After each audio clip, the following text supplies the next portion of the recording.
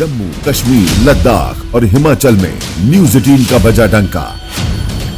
प्रदेश की जनता ने दिखाया न्यूज 18 जम्मू, कश्मीर, लद्दाख, हिमाचल पर भरोसा। न्यूज 18 जम्मू, कश्मीर, लद्दाख, हिमाचल बना प्रदेश का नंबर 1 चैनल। आपके प्यार और भरोसे के लिए शुक्रिया। प्रदेश का number 1 news channel.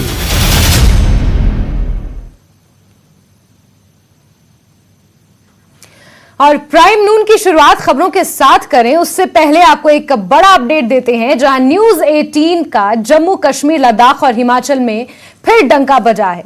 News 18 JKLH फिर नंबर 1 चैनल बन गया है। दर्शकों की पहली पसंद के साथ इस बार पार्क की रेटिंग में भी JKLH ने सबको पीछे छोड़कर पहला स्थान हासिल किया है। न्यूज 18 जम्मू, कश्मीर, लद्दाख, हिमाचल पर भरोसा।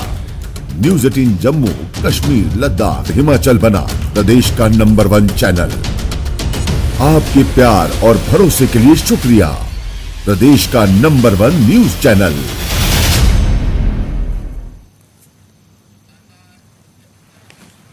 चलिए आगे बढ़ेंगे और रुख करेंगे खबरों का, जहां अमृतसर ब्लास्ट से जुड़ा हुआ यह मामला है। पंजाब के अमृतसर में धमाके में बड़ा अपडेट मिला है, जहां पुलिस ने एक और संदिग्ध को हिरासत में लिया है, जिसमें एक युवक युवती भी शामिल है। दोनों को नजदीकी सराय से हिरासत में लिया गया है। सूत्रों के मुताबिक युवक का नाम यादवीर सिंह है और गुरदासपुर का वो रहने वाला है। उसके पास एक बैग मिला है जिससे कुछ विस्फोटक सामग्री और इंजेक्शन बरामद हुए हैं। वहीं दूसरी ओर बुधवार को आधी रात करीब 1 बजे स्वर्ण मंदिर के पास तीसरा धमाका हुआ और इसी सिलसिले में इन दोनों को पकड़ा गया है। यह धमाका पहले घटनास्थल से करीब 2 किलोमीटर की दूरी पर हुआ और यह स्थान स्वर्ण मंदिर यानी गोल्डन टेम्पल के पास गलियारा साइड स्थित श्री गुरु रामदास सराय के पास हुआ। धमाके की आवाज सुनने के बाद श्री गुरु रामदास सराय को खाली करवा दिया गया है। इससे पहले 2 धमाके अमृतसर के गोल्डन टेम्पल के पास हेरिटेज स्ट्रीट के पास हुए हैं। एक स्वीट शॉप में चिमनी की वजह से ये हुए थे और अब ये तीसरा धमाका है जो गुरु रामदास जी निवास इस सराय के पास हुआ है। ये फुटेज भी सामने आया है। जैसे ही देर रात ये धमाका हुआ, इस सराय को पूरी तरीके से खाली करवा दिया गया है और आपको बता दें 5 दिन में ये तीसरा बड़ा धमाका है। कई लोगों को हिरासत में लिया गया है, उनसे पूछताछ की जा रही है। गुरदासपुर के रहने वाले एक शख्स को गिरफ्तार किया गया है। इसके पास से एक बैग भी मिला है। इस बैग में कुछ विस्फोटक जैसी सामग्री भी थी।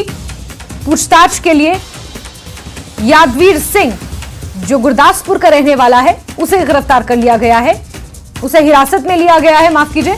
और पंजाब के अमृतसर में धमाके के मामले में यह बड़ा अपडेट सामने आया है। कुछ लोगों को डिटेन किया गया है पूछताछ के लिए और संदिग्धों की धरपकड़ की जा रही है।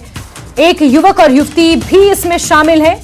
नजदीकी सराय से इन दोनों को हिरासत में लिया गया है, इनसे पूछताछ की जाएगी। सूत्रों के हवाले से यह खबर मिल रही है। युवक का नाम यादवीर सिंह है जो गुरदासपुर का रहने वाला बताया जा रहा है। उसके पास एक बैग भी मिला है।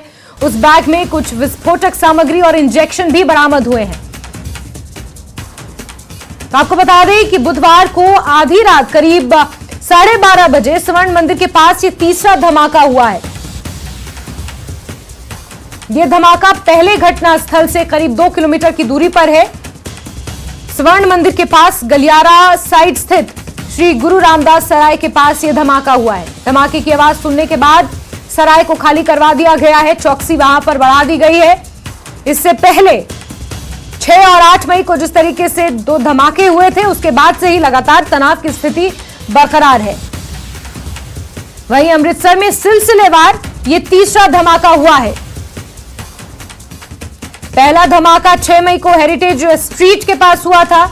दूसरा धमाका 6 मई को, माफ कीजिए 8 मई को हेरिटेज स्ट्रीट के पास हुआ था, जो रास्ता सीधे स्वर्ण मंदिर को जाता है। और अब सिलसिलेवार ये तीसरा धमाका देर रात सामने आया है। संदिग्धों की धरपकड़ भी जारी है और इसी संदर्भ में 2 लोगों को हिरासत में लिया गया है। एक युवक यादवीर सिंह जो गुरदासपुर का रहने वाला बताया जा रहा है, उसे हिरासत में लिया है। पूछताछ में कई खुलासे होने की उम्मीद जताई जा रही है।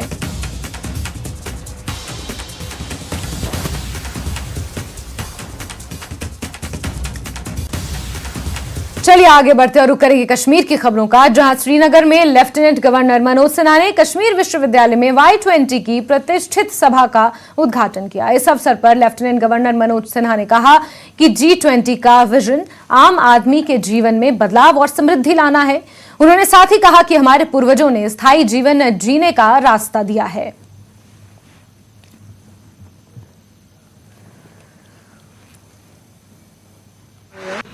और आप जैसा जानते हैं, आदरणीय प्रधानमंत्री जी ने भारतवर्ष की 7 प्रमुख प्राथमिकताओं सप्तर्षि में ग्रीन ग्रोथ को शामिल करके संपूर्ण विश्व को एक बहुत बड़ा संदेश दिया है। प्रकृति के बिना विकास की कल्पना अब असंभव दिखती है और बाहर दिखाई पड़ने वाली प्रकृति इंसान की प्रकृति का अभिन्न अंग बन सके, अब वो समय आ गया है। जैसा आपने देखा है, जब देश की संसद में भारत का बजट प्रस्तुत हुआ था, तो इस साल के बजट में ग्रीन ग्रोथ के लिए green hydrogen mission, energy transition, energy storage project, renewable energy evacuation, green credit programme, PM Pranam Govardhan scheme, मिष्टी अमृत धरोहर जैसे अनेक अभियान शुरू किए गए हैं और लक्ष्य जो रखा है कि 2070 तक भारतवर्ष अपने 0 कार्बन इमिशन के लक्ष्य को प्राप्त कर सके। और ये संकल्प सिर्फ कार्बन फुटप्रिंट तक सीमित नहीं है, बल्कि प्रत्येक व्यक्ति में व्यवहारिक परिवर्तन लाने का भी एक संकल्प है। साथियों, युवा चेतना को मैं सबसे प्रभावी माध्यम मानता हूं, जो पूरी दुनिया को यह बता सकता है कि नेचुरल रिसोर्स पर हमारा अधिकार अस्थायी है और उसे हर परिवार की कार्यसूची का महत्वपूर्ण मुद्दा बनाया जा सकता है। Our rights on natural resources are not absolute. It is temporary. This thinking should become part of our daily habit to ensure prosperous earth for our future generations. आज पूरी दुनिया में लगभग सभी समाज क्लाइमेट चेंज से उत्पन्न चुनौतियों के बारे में जागरूक हो रहे हैं। इस जागरूकता को सोच में परिवर्तित करने का जो मुख्य काम होगा वो युवा वर्ग ही कर सकता है, यूथ ही कर सकता है, क्योंकि जब तक यह जागरूकता प्रत्येक व्यक्ति की सोच में परिवर्तित नहीं हो जाती, तब तक इस दिशा में हमारा प्रयास अधूरा माना जाएगा। जो कुछ प्राकृतिक संसाधन हमारे पास बचे हैं, उन्हें भविष्य की पीढ़ियों के लिए बचाने के लिए छिटपुट प्रयास कामयाब नहीं हो सकते। अपनी पूरी क्षमता, पूरा संसाधन और संकल्प के साथ वैश्विक समाज को इस दिशा में प्रयास करना ही होगा। अब कोई दूसरा रास्ता हमारे पास नहीं है। जिस प्रकार हमारी संस्कृति ने सदियों से सरल जीवन शैली को प्रमोट किया है, उसे दोबारा जनमानस के मस्तिष्क में हमें स्थापित करना होगा। इस प्रयास में समाज का सभी वर्ग शामिल हो। इसके लिए युवाओं को नेतृत्व करना होगा, युवाओं को बागडोर संभालनी होगी, ताकि क्लाइमेट चेंज की चुनौतियों से निपटने की चर्चा कॉन्फ्रेंस हॉल से निकलकर एक सार्वजनिक लक्ष्य में परिवर्तित हो सके। 2000 Y20 समिट यहां आज कश्मीर यूनिवर्सिटी में इसका आगाज किया गया और एलजी मनोज सिन्हा ने इसकी रस्म रोनुमाई की और उसके बाद ही जो है यहां कंसल्टेशंस वगैरह का जो सिलसिला है वो लगातार जारी रहा। इस जो समिट में है बताया जाता है कि कई ममालिक से जो है खासतौर यूरोपियन कंट्रीज से जो है वो डेलीगेट्स आए हुए हैं और उसमें पार्टिसिपेट कर रहे हैं। यहां पे हमारे साथ बात करने के लिए मौजूद हैं यूनिवर्सिटी मीडिया इंचार्ज और पीआरओ फहीम अहमद। फहीम साहब, थोड़ा बहुत बताइए कितना इंपॉर्टेंट इस समिट को आप मानते हैं, Y20 समिट को? यहाँ देखिए, आपने जहां इतनी पार्टिसिपेशन देखी हमारी यूथ की, तो इससे आपको अंदाज़ा हो सकता है कि ये समिट कितना इम्पॉर्टेंट है। और एक इम्पॉर्टेंट चीज़ इसमें यह है कि ये यूथ का समिट है। देखिए, जो इंडिया की G20 प्रेसिडेंसी है उसके अंदर एक ऑफिशियल एंगेजमेंट ग्रुप है U20।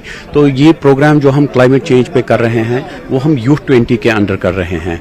और आपको पता है कि इस वक्त जो यूथ का स्टेक है वो इसमें सबसे ज़्यादा है।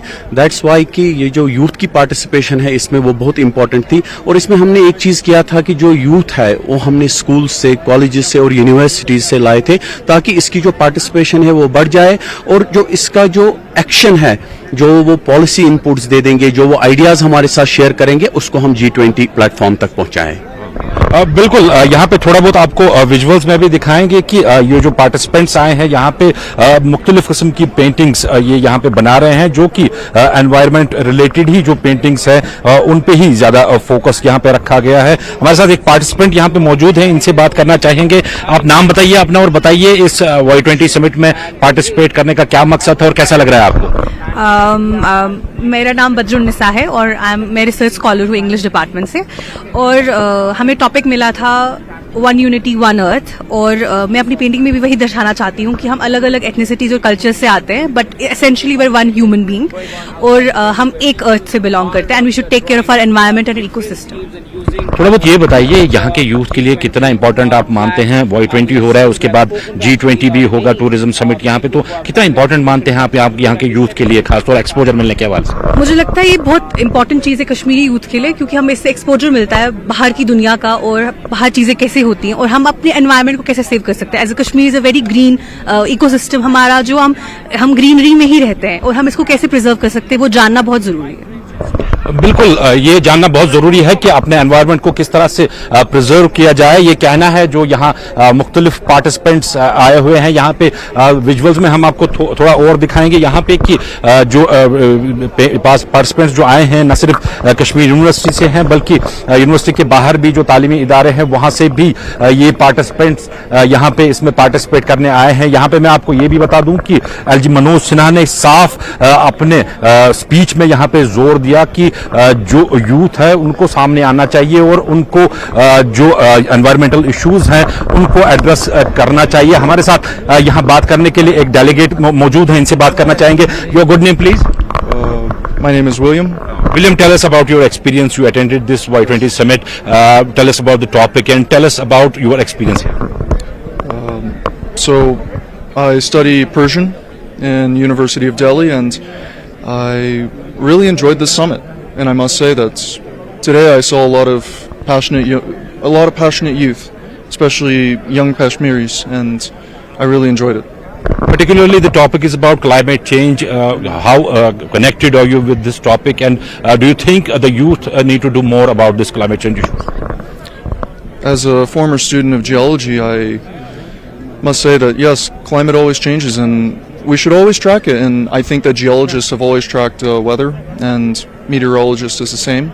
So I think it has always been every 50 years we can see some major pinpoint for climate, at least.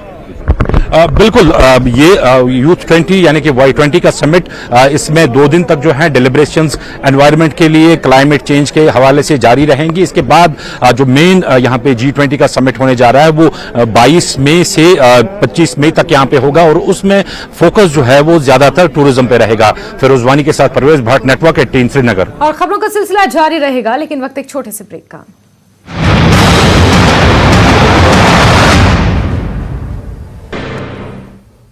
नमस्कार, धारवी रफ्तार भी में आपका बहुत स्वागत करते हैं। मैं हूं हिना जुबैर।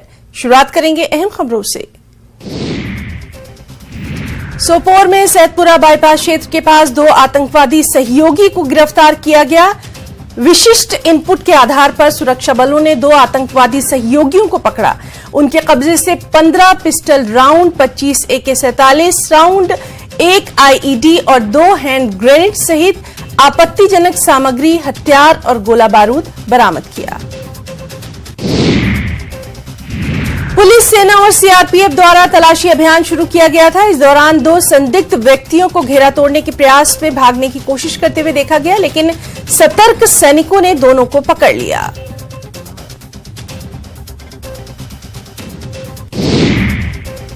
जम्मू कश्मीर पुलिस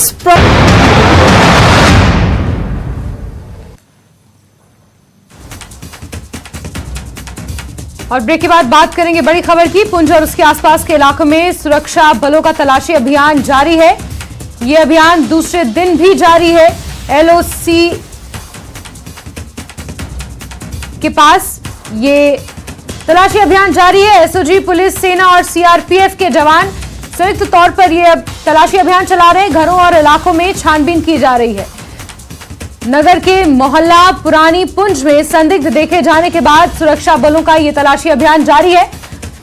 लगातार दूसरे दिन भी यह तलाशी अभियान जारी है। चश्मदीदों के मुताबिक इन संदिग्धों के पास हथियार भी हैं। एक बार फिर से अराजकता फैलाने की मंशा से यहां पर संदिग्ध पहुंचे हुए हैं। पुंछ और उसके आसपास के इलाकों में दूसरे दिन भी तलाशी अभियान जारी है। एसओजी, पुलिस, सेना और सीआरपीएफ संयुक्त तौर पर यह तलाशी अभियान चला रही है। आसपास के इलाकों में छानबीन की जा रही है। लोगों से पूछताछ की जा रही है।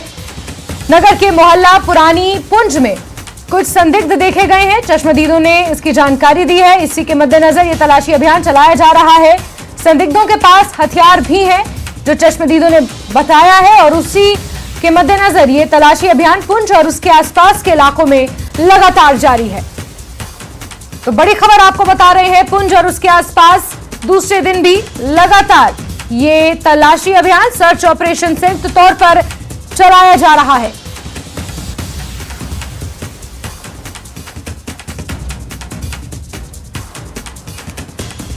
पुंछ नगर के मोहल्ला पुरानी पुंछ में संदिग्ध देखे जाने के बाद लगातार तलाशी अभियान जारी है। आपको बता दें कि सुरक्षा बलों की तरफ से यहां पर जो है एसओजी, पुलिस, सीआरपीएफ और सेना जो है जो इलाके को खंगाल रही है कि जो संदिग्ध देखे गए थे वो कहां गए हैं और उनका पता लगाया जाए, क्योंकि जिन लोगों ने संदिग्ध देखे उनका कहना है कि वो संदिग्ध हथियारों के साथ थे और उसके बाद से ही तलाशी अभियान जारी है। और आप देख सकते हैं कि किस प्रकार जो है पूरे शहर और शहर के आसपास के इलाके को खंगाला जा रहा है ताकि संदिग्ध बचकर न जा सके। Manish Sharma, news 18 network, Poonch. चलिए आगे बढ़ेंगे। जम्मू कश्मीर से ये बड़ी खबर है। आतंकियों और उनके साथियों के खिलाफ कार्रवाई की जाएगी। अवैध अतिक्रमण और निर्माण को तोड़ा जाएगा। कई जिलों में अवैध निर्माण की पहचान की गई है। 100 से ज्यादा अवैध निर्माण चिन्हित किए गए हैं। आतंकियों और उनके साथियों के अवैध निर्माण को चिन्हित किया है और बहुत जल्द उन्हें धराशायी किया जाएगा। बड़ी खबर आपको बता दें, आतंक को पनाह देने वाले आतंकियों और आतंकियों के सहयोगियों के अवैध निर्माणों की पहचान कर ली गई है और जम्मू कश्मीर प्रशासन द्वारा बहुत जल्द इन पर कार्रवाई की जाएगी। अवैध अतिक्रमण और निर्माण को तोड़ा जाएगा। कई जिलों में अवैध निर्माण की पहचान की गई है। 100 से ज्यादा ऐसे अवैध निर्माण हैं जिन्हें चिन्हित किया गया है और जम्मू कश्मीर प्रशासन बहुत जल्द उन पर बुलडोजर चलाने वाला है। आतंकियों और उनके साथियों के अवैध निर्माण चिन्हित कर लिए गए हैं और उन पर अब कड़ी कार्रवाई की जाएगी। उन्हें तोड़ा जाएगा। 100 से ज्यादा ऐसे अवैध निर्माण हैं जिन्हें चिन्हित कर लिया गया है और जम्मू कश्मीर प्रशासन अब एक बड़ी कार्रवाई के तहत उन्हें तोड़ेगा, उन्हें धराशायी करेगा और इसी तरीके से आतंकवाद पर चोट करने की ये एक बड़ी रणनीति है। आतंकवाद के खिलाफ जीरो टॉलरेंस की पॉलिसी को अपनाते हुए लगातार कई कदम उठाए जा रहे हैं।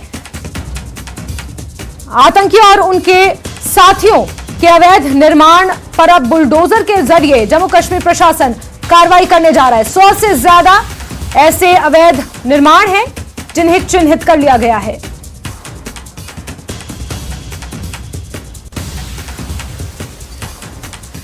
और इस बीच बात करेंगे एक और बड़ी खबर की। हिमाचल प्रदेश से आपको दे रहे हैं, जहां स्कूल शिक्षा बोर्ड के परिणाम मई के आखिरी सप्ताह में घोषित किए जाएंगे।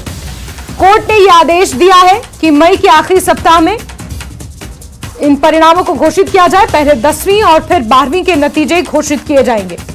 इससे पहले आपको बता दें 18 जून को ये परिणाम घोषित हुए थे। 12वीं और 10वीं के 28 जून को घोषित किए गए थे, लेकिन इस बार स्वतः संज्ञान लेते हुए हाईकोर्ट ने यह आदेश दिया है कि हिमाचल प्रदेश स्कूल शिक्षा बोर्ड के परिणाम मई के आखिरी सप्ताह में घोषित किए जाएं। पहले 12वीं और फिर 10वीं के परीक्षा परिणाम घोषित होंगे। कोर्ट ने 15 जून तक की लास्ट डेट रखी है। इससे पहले 10वीं और 12वीं के परीक्षा परिणामों को घोषित करने के आदेश हाईकोर्ट ने दिए हैं। पिछले साल की अगर बात करें तो 18 जून को ये परिणाम घोषित हुए थे। 12वीं कक्षा के और 10वीं कक्षा के परिणाम 28 जून को घोषित किए गए थे, लेकिन इस बार यहां पर बड़ा आदेश कोर्ट ने दिया है। 15 जून के अंदर अंदर हिमाचल प्रदेश शिक्षा बोर्ड के परिणामों को घोषित किया।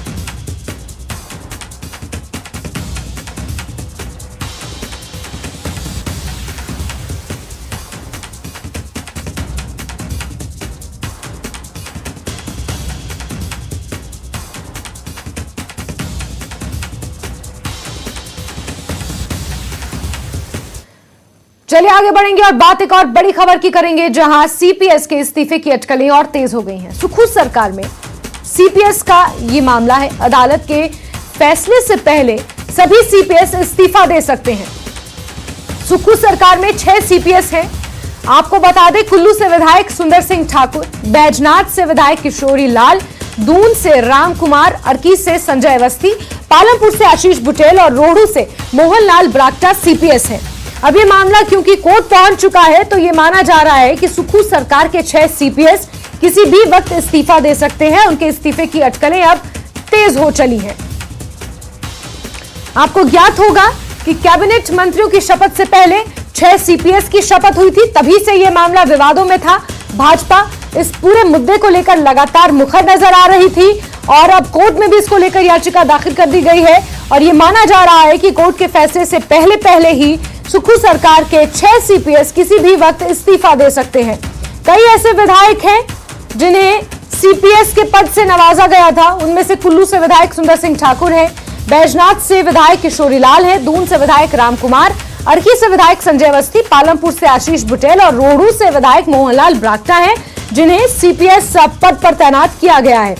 लेकिन ये मामला अब हाईकोर्ट पहुंच चुका है और ये माना जा रहा है कि कोर्ट के निर्णय से पहले ही ये सभी सीपीएस अपना इस्तीफा दे सकते हैं।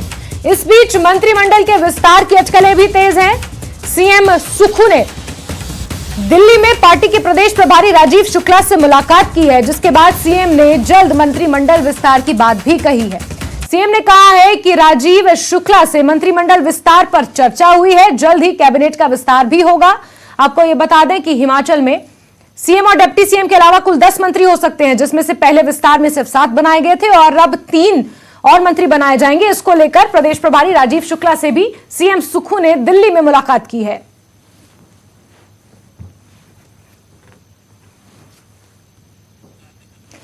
और अब ग्राफिक्स के जरिए आपको बताते हैं कि किस विधायक का नाम मंत्री पद के लिए आगे चल रहा है। राजेश धर्माणी का नाम सबसे आगे चल रहा है, घुमारवीं से विधायक हैं। इसके अलावा आपको बता दें कि यादवेंद्र गोमा जयसिंहपुर से विधायक हैं, इनका नाम भी मंत्री पद की रेस में है।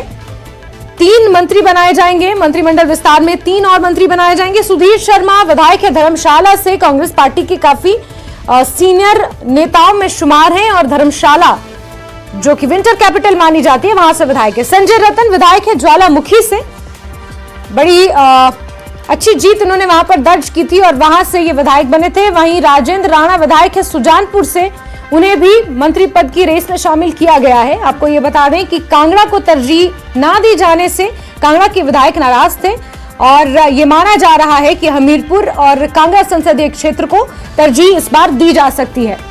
वहीं राजेश धर्माणी क्योंकि घुमारवीं से विधायक हैं, लोअर हिमाचल से आते हैं और ये माना जा रहा है कि इन्हें भी मंत्रिमंडल में शामिल किया जा सकता है। इसके अलावा यादवेंद्र गोमा, ग्राफिक्स के जरिए हम आपको वो कुछ ऐसे संभावित नाम बता रहे हैं जो बहुत जल्द मंत्रिमंडल में शामिल किए जा सकते हैं। मंत्रिमंडल के विस्तार की अटकलें और तेज हो चली हैं।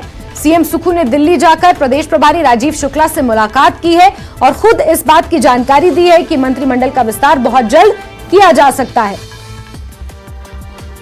संजय रतन ज्वालामुखी से विधायक हैं, ये भी मंत्री पद की रेस में आगे चल रहे हैं। इसके अलावा राजेंद्र राणा है, विधायक है सुजानपुर से, जो हमीरपुर संसदीय क्षेत्र का इलाका है, विधानसभा क्षेत्र है। राजेंद्र राणा का नाम भी मंत्री पद के लिए आगे चल रहा है। किशोरी लाल मौजूदा समय में सीपीएस है, बैजनाथ से विधायक है। ये माना जा रहा है कि जिस तरीके से सीपीएस के इस्तीफे की अटकलें तेज हैं। अगर सभी सीपीएस अपना इस्तीफा दे सकते हैं तो किशोरी लाल को किसी मंत्री पद से भी नवाजा जा सकता है। कुछ संभावित नाम ग्राफिक्स के जरिए लगातार हम आपको बता रहे हैं जो मंत्री पद की रेस में आगे हैं।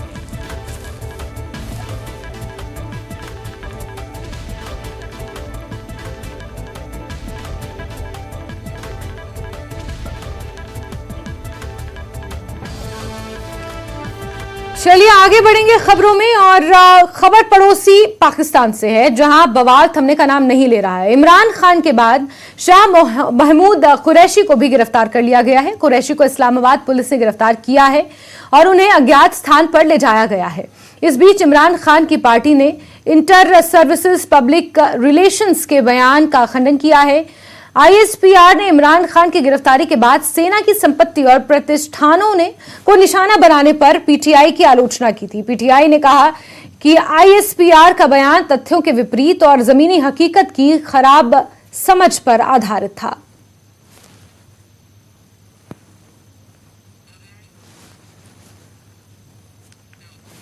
और इसी के साथ बुलेटिन में फिलहाल के लिए बस इतना ही। नमस्कार।